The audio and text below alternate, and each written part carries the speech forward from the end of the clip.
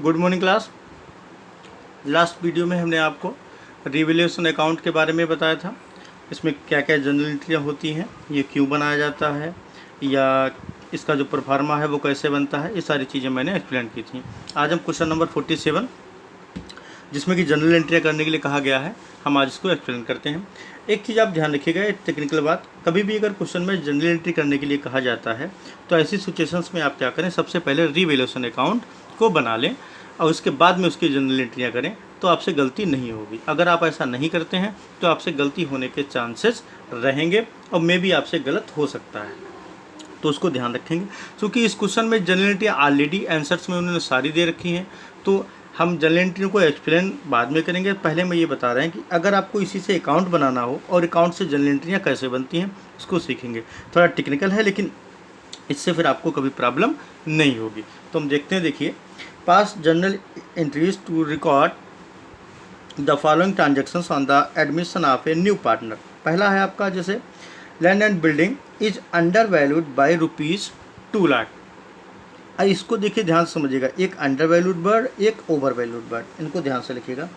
वैसे तो under valued माने क्या होता है, कम करके, किसी चीज़ की वैल्यूशन जो है उससे कम करके।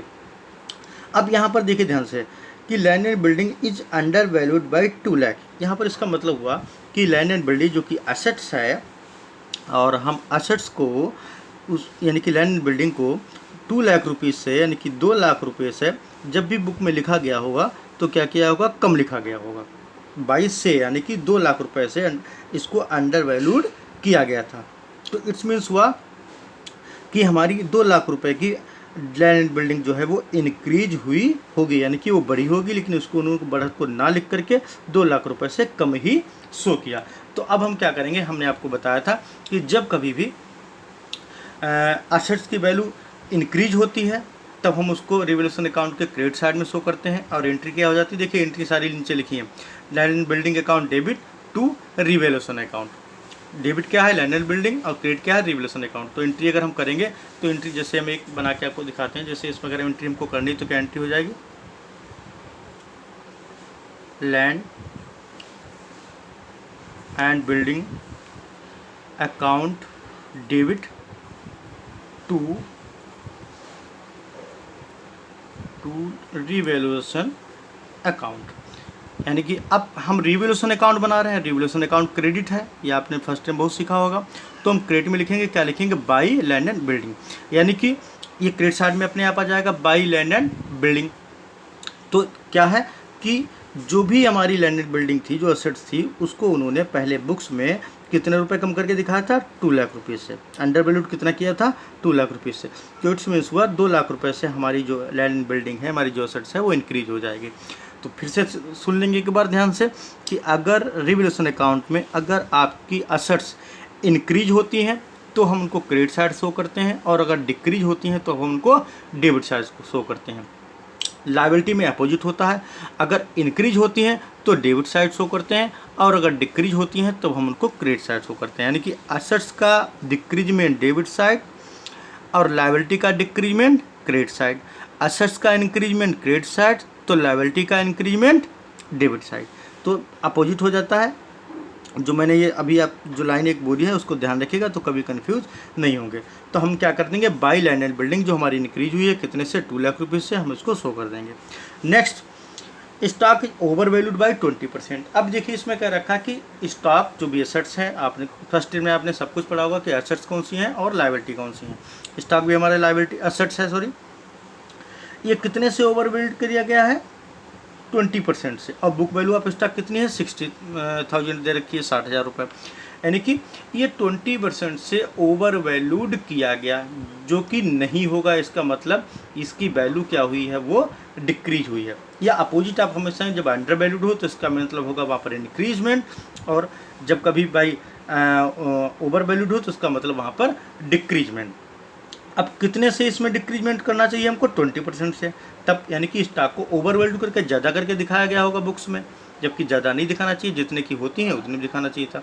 बुक वैल्यू में कितने का, 60,000 का इन्होंने शो किया होगा, तो कितना इसमें डिक्रीज हो जाएगा। अब देखिए ध्यान से, 60,000 का आपका स्टॉक था, ध्यान रखेंगे अब इनटू हमेशा 100 रखेंगे, अपान में जितना अंडर वैल्यूड अगर किया जा रहा है तो हम 100 प्लस कर देते हैं। ये भी हमने आपको लास्ट ईयर फर्स्ट ईयर में कई बार समझाया है कि उस अपान में अगर क्या करेंगे 100 प्लस जो भी रेट होता है कर देने को कितना हो जाएगा 120।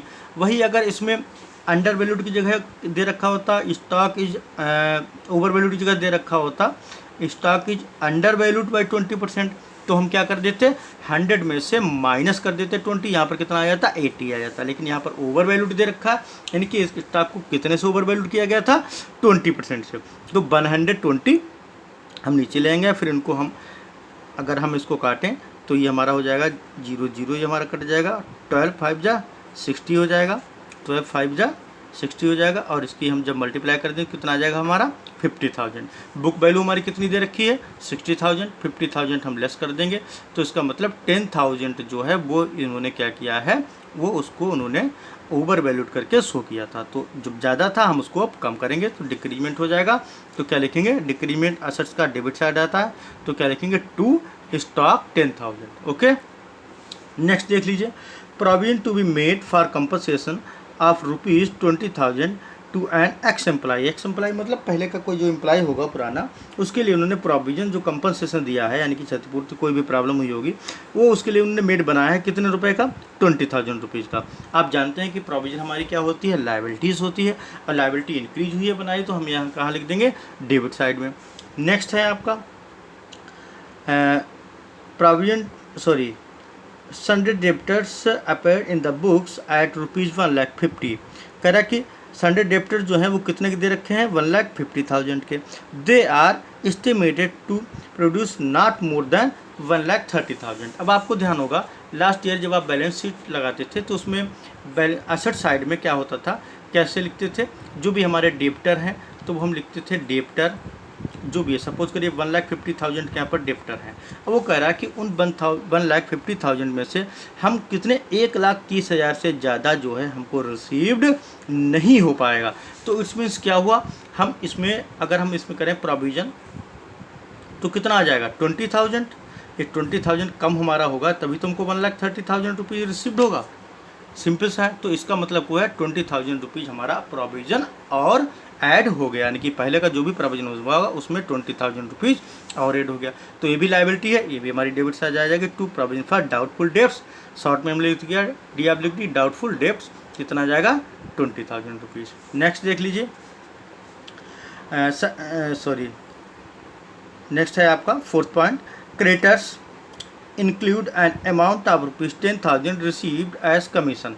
अब क्रेडिटर में, क्रेडिटर हमारी लायबिलिटी है, क्रेडिटर जो है वो हमारी लायबिलिटी है और इसमें इंक्रीमेंट हो रहा है तो कहाँ जाएगा क्रेडिट साइड में, सिंपल सा है 10,000। ध्यान रखेंगे असेट्स का डिक्रीजमेंट डेबिट साइड और असेट्स का इंक्रीजमेंट क्रेडिट साइड, लायबिलिटी का इंक्रीमेंट डेबिट साइड और असेट और लायबिलिटी का डिक्रीजमेंट क्रेडिट साइड आपका आएगा।